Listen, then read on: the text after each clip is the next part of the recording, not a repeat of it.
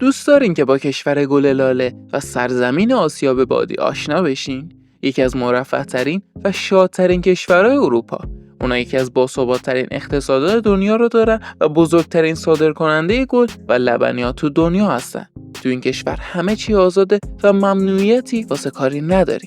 امروز قراره با قد بلندترین مردم دنیا آشنا بشیم. این شما و این کشور هلند.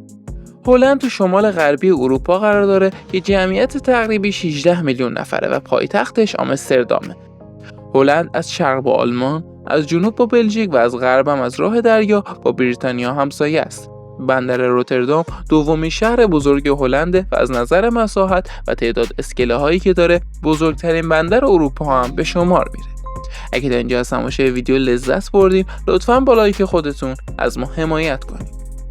این کشور چون تحت فرمان و جزء قلمرو امپراتوری هابسبورگ بود تا قبل از کسب استقلال هلند هابسبورگ نام داشت. بعد از یک جنگ خونین که 80 سال طول کشید تو سال 1648 میلادی از زیر سلطه امپراتور اسپانیا رها شد.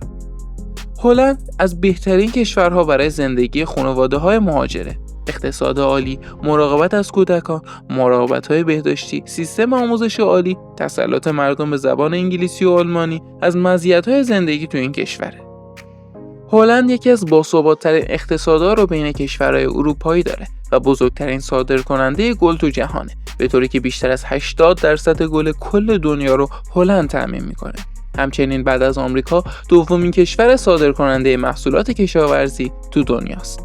هلند از بزرگترین تولید کنندگان لبنیات تو جهان هم است. هلند به دلیل اقتصاد قوی، موقعیت جغرافیایی، آب و هوای عالی، نرخ بیکاری پایین، سطح درآمد بالا و در مجموع به خاطر فراهم کردن شرایط زندگی ایدئال تبدیل به یکی از برترین کشورهای مهاجرپذیر تو دنیا شده، به طوری که بر اساس کیفیت زندگی مهاجرا هلند بین 10 کشور برتر جهان برای زندگی و کار قرار گرفته. رفاه تو این کشور خیلی بالاه و مردم هلند از جمله مرفه‌ترین مردم دنیا هستند. کیفیت زندگی تو این کشور بالا و میزان جرم و جنایت پایینه، به نحوی که خیلی از زندان‌ها به خاطر خالی بودن تعطیل شدن. امنیت تو هلند خیلی بالا و میزان بیکاری پایین. مردم هلند از جمله شادترین مردم دنیا هستند.